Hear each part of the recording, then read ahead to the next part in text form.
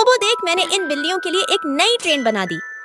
मम्मा मुझे भी बिठा लो। टोबो डिब्बा खाली नहीं है, वरना तुझे बिठा लेती।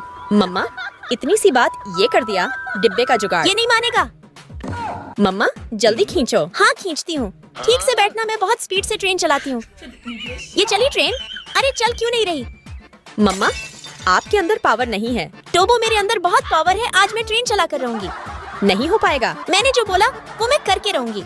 और अब तो मैं अपनी पूरी जी जान लगा दूंगी ट्रेन को चलाने में। और लगता है अब ट्रेन आगे बढ़ जाएगी। मम्मा ट्रेन आगे ले जाने वाली थी, लेकिन खुद चली गई। टोबो आज का दिन ही खराब है। अच्छे लोग लाइक, सब्सक्राइब